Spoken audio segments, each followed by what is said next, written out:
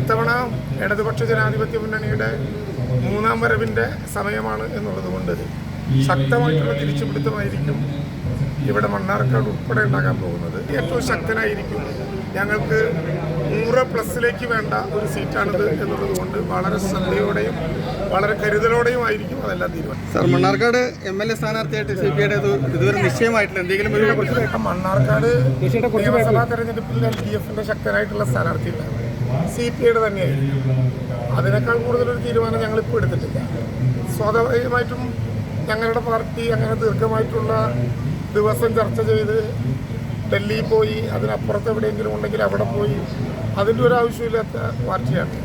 ഞങ്ങളുടെ പാർട്ടിയുടെ ഘടകങ്ങൾ തെരഞ്ഞെടുപ്പായി എന്ന വിവരം കിട്ടുന്ന ഉടനെ തന്നെ യോഗം ചേരും.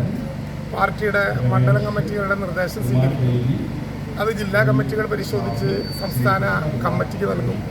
സംസ്ഥാന കമ്മിറ്റിയുടെ ഭാഗമായിട്ടുള്ള വിവിധ ഘടകങ്ങൾ ആലോചിച്ച് മണിക്കൂറുകൾക്കകം അതിൽ തീരുമാനമെടുക്കും.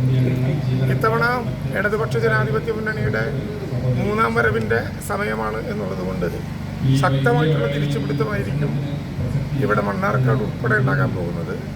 92-ൽ നിന്ന് 99-ലേക്കായിരുന്നു രണ്ടാം ഗവൺമെൻറ്. 100+ ഇത്തവണ പ്രതീക്ഷിക്കുന്നത്. അപ്പം അതനുസരിച്ച് 99-ൽ നിന്ന് പ്ലസ് വേണമല്ലോ.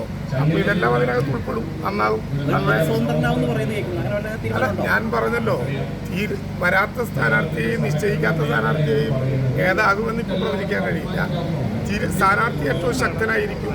ഞങ്ങൾക്ക് 100+ വേണ്ട ഒരു സീറ്റാണിത് എന്നുള്ളത് കൊണ്ട് വളരെ ശ്രദ്ധയോടെയും വളരെ കരുതലോടെയും ആയിരിക്കും അതെല്ലാം തീരുമാനം. പഴയ പരിചിത മുഖങ്ങളെ ആരെങ്കിലും ഇതിലേക്ക് അവതരിപ്പിക്കും?